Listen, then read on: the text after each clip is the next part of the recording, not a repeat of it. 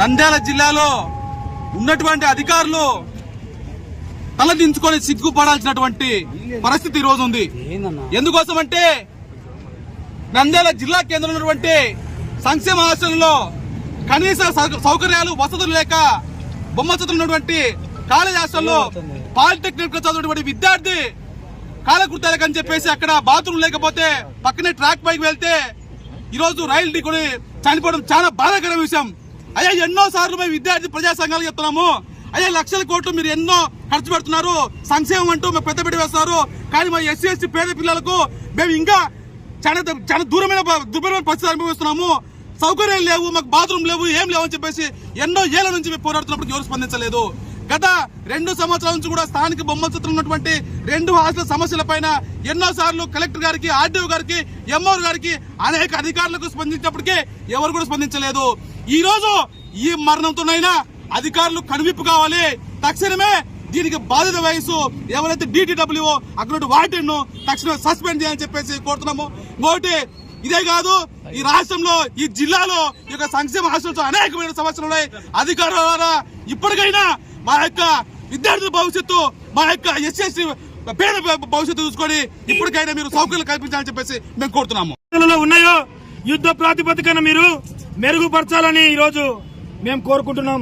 లేని పక్షంలో జిల్లా వ్యాప్తంగా అన్ని కలిసి వచ్చే విద్యార్థి సంఘాలు విద్యార్థులను కలుపుకొని దీని మీద పెద్ద ఎత్తున ఆందోళన చేస్తామని చెప్పేసి తెలియజేస్తూ ఈ రోజు ఈ మరణము ఏ విద్యార్థికి జరగకూడదు, అలాగే ఆ విద్యార్థి మరణంలో నిర్లక్ష్యం వహించిన ఆ సంక్షేమ శాఖ అధికారులను కూడా చట్టపరమైన మరియు శాఖాపరమైన చర్యలు తీసుకోవాలని చెప్పేసి మేము డిమాండ్ చేస్తూ ముగిస్తున్నాం.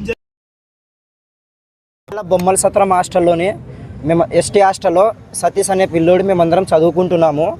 ఆ పిల్లోడు వచ్చేసి మాకు ఈ హాస్టల్లో బాత్రూమ్ వసతి కానీ వాటర్ వసతి కానీ ఇంకొకటి కాంపౌండ్ లేని వలన ఆ పిల్లోడు బయటికి వెళ్ళడం జరిగింది. 6 గంటలప్పుడు బయటికి వెళ్ళినప్పుడు వచ్చి ఆ పిల్లోడికి ట్రైన్ కూడా ఆరం కొట్టడం జరగలేదు. అందుకు ఆ పిల్లోడు చూసుకోలేక ట్రైన్ వచ్చి కొట్టేసి వెంటనే స్పాట్ డెడ్ బాడీ పడిపోయింది, అక్కడ చనిపోయాడు. మేము అప్పటికి కలెక్టర్ అమ్మ గారికి కూడా చెప్పాము. రెండు నెలల కిందనే ఆ పిల్లోడు సతీష్ అనే పిల్లోడు కూడా చెప్పాడు, ఇట్లా మాకు బాగాలేదని చెప్పేసి మేడం కూడా చెప్పాము, స్పందించడం జరిగింది. 4 months కిందట కూడా మేము చెప్పినప్పుడు కూడా ఆ మేడంకి చెప్పినాం, అట్లా మాకు పరిస్థితులు బాగాలేదు మేడం, మా పక్కన వచ్చి పాములు పడుకుంటున్నాయి, అన్నీ మాకు అసలు పడుకునే కూడా ప్లేస్ అవుతుంది, ఇక్కడ పడుకునే బదులు మేము శ్మశానంలో పోయి పడుకున్నా కానీ మాకు ఒక చల్లని వాతావరణం కూడా ఉంటుందని చెప్పా. కానీ మేము మేడం మాకు అసలు ఏం ఆన్సర్ ఇవ్వట్లేదు. మేము ఇప్పటి కాదు 2 నెలల నుంచి మేము మేము పోరాడుతూనే ఉన్నాము మా హాస్టల్ కోసము. అయినా కానీ మాకు ఎటువంటి ఏం ఇవ్వకుండా మాకు మేడం కూడా అసలు ఇప్పుడు మాకు పక్కన కిలోమీటర్ ఉన్న దూరంలోనే పట్టించుకోలేనప్పుడు ఎంతో దూరం ఉన్న వాళ్ళకి ఎట్లా మేలు చూస్తుందేమో మాకు తెలియదు. మేము ఎన్ని నెలల నుంచి పోరాడుతున్నాం. ఇప్పుడు ఆ పిల్లోడు అదే విధంగా ఇప్పుడు మాకు వాష్రూమ్ ఉండింటే మా పిల్లోడు చనిపోయేటోడు కాదు, బయట వెళ్ళేటోడు కూడా కాదు. ఇంకొకటి మాకు వార్డెన్ సార్ కూడా సక్రమంగా లేరు.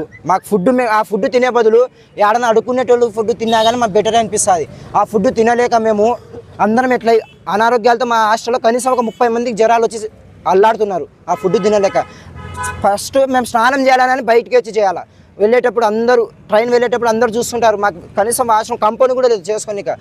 దీనివల్ల మాకు ఆ పిల్లోడు చనిపోయినందుకు ఆ పిల్లోని కుటుంబానికి ఏదో ఒక న్యాయం జరగాలని మేము ఇంత దూరం వచ్చాము.